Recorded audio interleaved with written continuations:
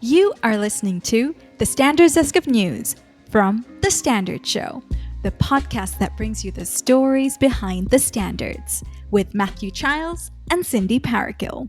Hey, Cindy Parakill. Hey, Matthew Childs. Well, shall we have the Standards Desk of News? Yep, let's do it.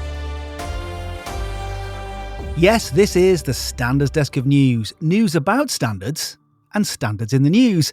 And this time we are covering stories from April 2025. And we start with clear definitions to combat food fraud.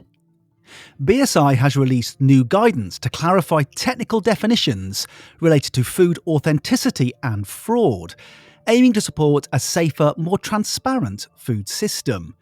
The standard BSEN 17972 defines key terms and concepts to help organisations across the food supply chain address challenges like mislabeling, adulteration and certificate fraud. These issues, costing the UK up to £1.96 billion annually, can impact consumer health and trust. The guidance establishes a framework linking product characteristics, such as origin, composition and production methods, to claims made about them. By distinguishing between intentional fraud and unintentional discrepancies, the standard helps ensure product integrity. This step is vital in combating food crime, promoting consumer safety and maintaining confidence in food authenticity across the industry. ASTM Standardization Impact Report. ASTM International, formerly the American Society for Testing and Materials, develops and publishes international standards for materials, products, systems, and services. Its latest Standardization Impact Report emphasizes the vital role that technical standards play in advancing innovation, safety, and sustainability across sectors. The report outlines how ASTM's 13,000 standards support emerging technologies, from clean energy and advanced manufacturing to health, infrastructure, and aerospace innovation. It highlights how standards align with the UN Sustainable Development Goals, enabling circular economies, carbon reduction, and safety improvements. Key case studies show high-impact standards, such as those for biodiesel, compostable plastics, and health monitoring. ASTM's collaborative committee-led model, praised by the OECD, supports rapid standardization in response to technological shifts.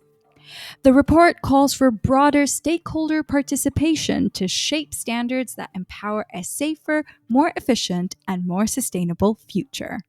Celebrating World Quantum Day.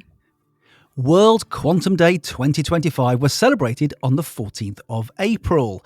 And this year also marks the 100th anniversary of quantum mechanics, which is why UNESCO proclaimed 2025 as the International Year of Quantum Science and Technology.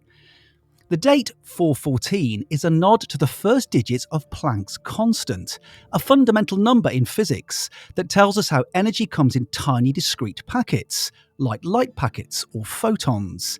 It essentially defines the relationship between a photon's energy and its frequency. Almost sounded like I knew what I was talking about.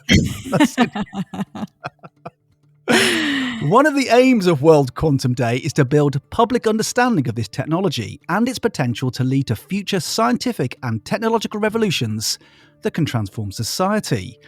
Last year, IEC and ISO announced the establishment of a Joint Technical Committee on Quantum Technologies, JTC3, and the first standard in the work programme, an introduction to quantum computing, is under development.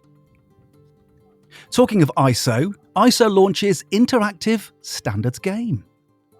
ISO has announced the launch of Standards Quest, an interactive game that brings international standards to life in a fun and engaging way. It helps you understand the importance of ISO standards and their role in driving progress towards the United Nations Sustainable Development Goals. The idea is that each player takes on the role of the standardization body in a fictitious country.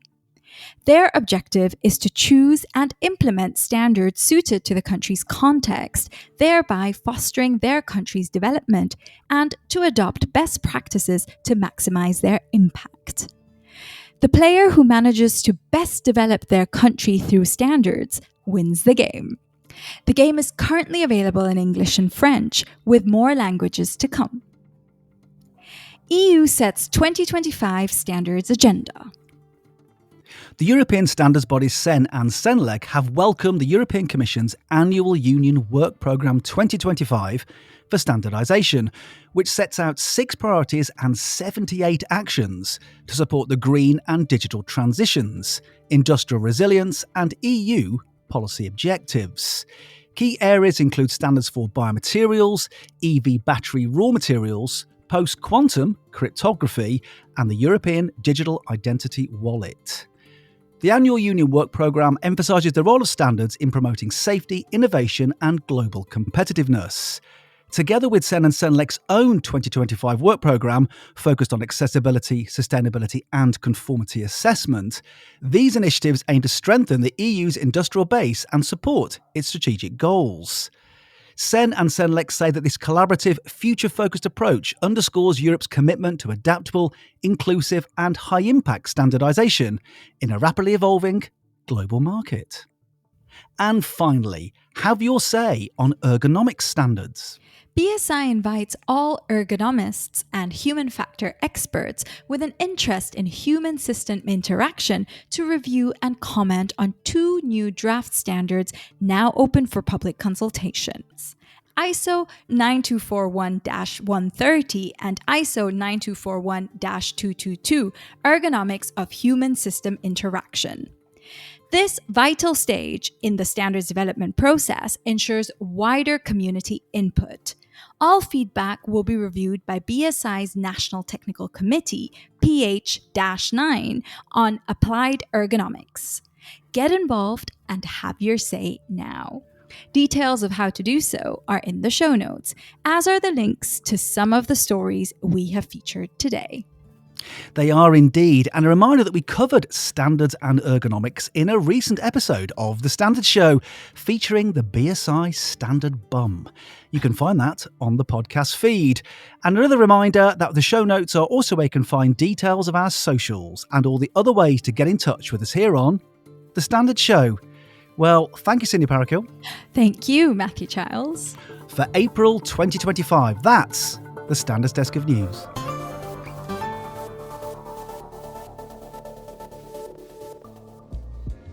You have been listening to the Standards Desk of News from The Standard Show, the podcast that brings you the stories behind the standards. You just heard a Stripped Media production.